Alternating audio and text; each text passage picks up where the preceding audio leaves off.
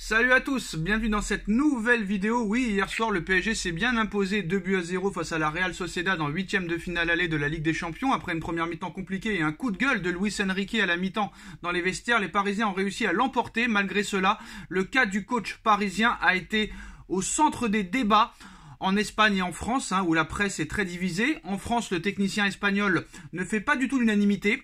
Sur le plateau du Canal Champions Club, Laure Boulot a donné son avis sur Luis Enrique. Dans la relation humaine, Diego Simeone est plus sympathique que Luis Enrique. Il est à la limite du manque de respect envers ceux qui lui posent des questions. Ça me met mal à l'aise, car je n'ai pas l'impression qu'il soit méchant. Il a du mal à gérer sa nervosité, si ce n'est par moments.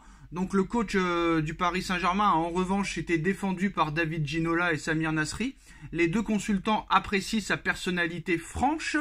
Alors, Nono, quand tu écoutes un peu les médias hier, quand tu écoutes les émissions, tu as l'impression que c'est le PSG qui a perdu, que c'est la Real Sociedad qui a gagné. Non, c'est le PSG qui a bien gagné. Qu'est-ce que tu penses déjà dans un premier temps de la réaction de Laure Boulot sur Luis Enrique?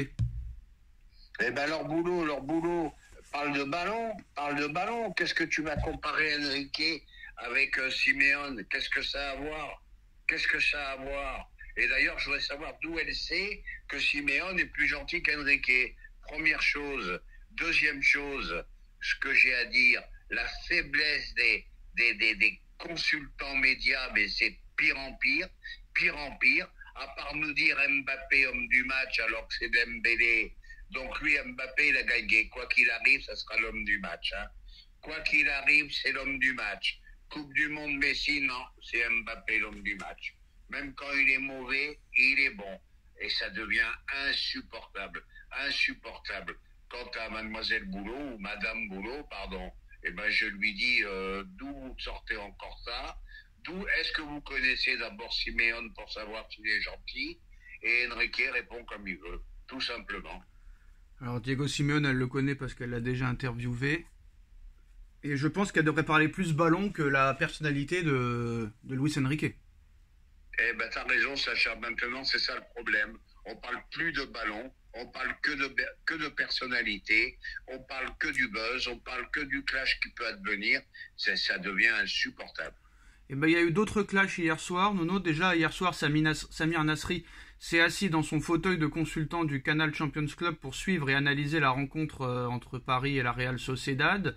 Malgré la victoire 2-0 du Paris Saint-Germain, l'ancien joueur de Marseille, Arsenal et Manchester City n'a pas été emballé par ce qu'il a vu.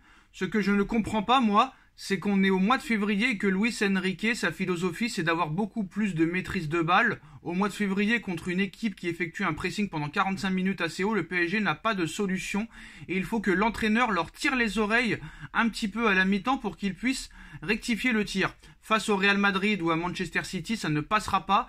Face au Bayern, peut-être. Le message est passé, c'est ce qu'on a dit hier.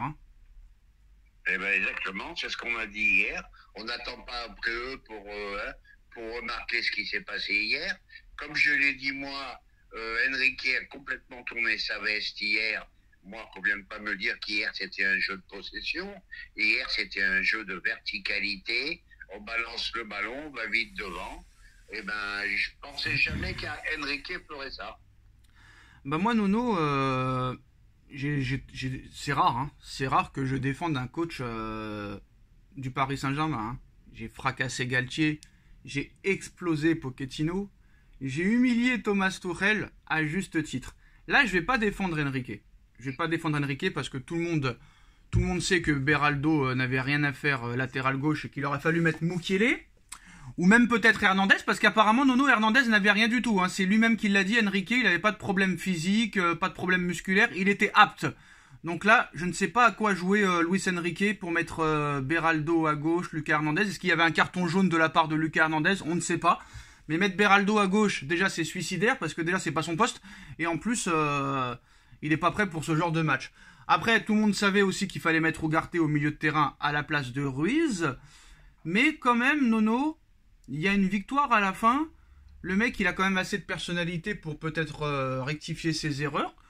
À un moment donné aussi, les autres clubs, ils ont eu du mal aussi. Donc à un moment donné, des fois, il faut se contenter de ce qu'on a. C'est vrai que Paris aurait dû continuer à jouer, continuer à attaquer, continuer à presser.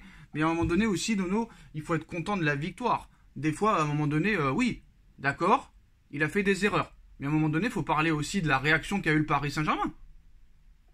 Ah bah ça a été un PSG à réaction. Voilà. Hein, parce que comme je te dis moi, fin de première mi-temps, j'aurais jamais mis une piécette que le PSG gagne 2-0. Hein, pour moi, c'était plus que mal barré. Donc un PSG à réaction, réaction, réaction.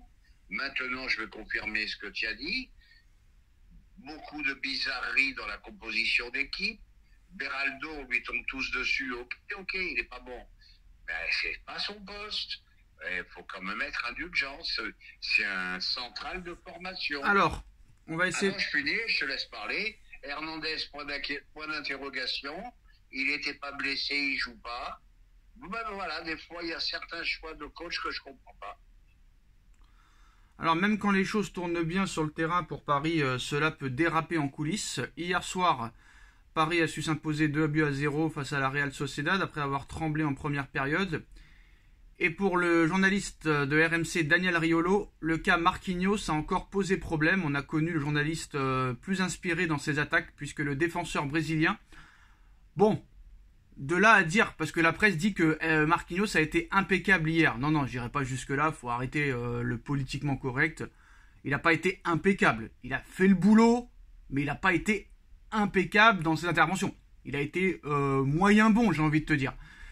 Alors, ce qui ne l'a pas empêché de déclarer, monsieur Riolo, il y a un vrai problème Marquinhos en Ligue des Champions. Il joue, il a du caca sur les cuisses, il flippe.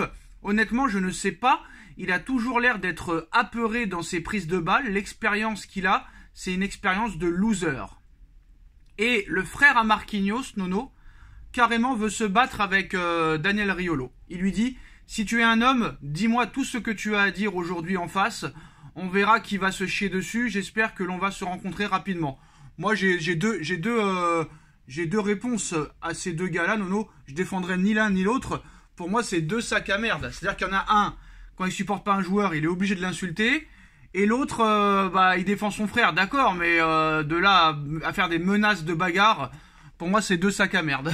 Voilà. Oui, d'accord, mais Riolo va trop loin. Riolo ne sait pas faire une critique sans être, comment dirais-je, mal poli, on va dire. On l'a pas entendu, hein, hier sur Barcola, on l'a pas entendu, personne n'a osé poser la question. Voilà. Hein. Alors d'un coup, il insulte, son ami Verratti est parti, il fallait bien qu'il s'en prenne à quelqu'un d'autre.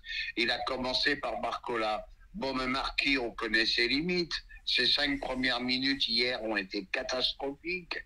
Et après, il faut avouer, il s'est bien repris. Il n'a pas fait le match de sa vie. Mais comme tu as dit, il a fait un bon match hier. Un bon match. Acceptable, pas non plus exceptionnel, parce que la presse lui dit impeccable. Non, pas impeccable. Non, normal. Pas jusqu'à là, mais un bon match. Correct, un match correct. Il a fait le boulot, Il a fait le boulot, mais l'autre à te dire le caca, le machin, le truc. Tu sais que je suis même surpris que Riolo s'est pas pris une tarte dans la gueule depuis longtemps, hein. Bah, il est protégé, Nono. Maintenant, il est chez RMC. Il est avec Estelle Denis. Il est avec Hanouna. Donc maintenant, il y a des pitbulls autour de lui. Hein. Il y a les sbires. Bah ouais, parce que là, il va trop loin. Là, il va trop loin, le mec. Après, des fois, il dit des vérités, mais des fois, il va un peu trop loin dans les propos. Bon, après, voilà, c'est pas non plus méchant ce qu'il a dit. Avec toi, bon, après, c'est des mecs qui sont pères de famille et tout. Bah après, c'est pas non plus méchant. C'est pas non plus méchant. Faut arrêter, ça va. C'est pas non plus méchant. Il faut qu'il se calme, le frère à Marquinhos. Hein, calme-toi. Voilà. Voilà les dernières infos. Hein, donc, non, Paris a bien gagné hier, hein, 2-0. Donc, ça peut ressembler à une défaite, mais non. Il y a victoire 2-0. Je sais pas, moi, peut-être que même si Enrique fait n'importe quoi, contrairement aux autres, j'ai l'impression qu'il sait ce qu'il fait. Je ne sais pas, Nono. Peut-être que je me trompe, peut-être qu'au match retour, on va prendre un 4-1, on va rien comprendre. On va reparler plus de Enrique sur une autre vidéo. Dites-nous en commentaire ce que vous pensez des réactions de la presse envers Luis Enrique. On like, on partage, on commente, on s'abonne. Le clash entre le frère à Marquinhos et Daniel Riolo. Et on se retrouve très vite pour une nouvelle vidéo. Tchuss.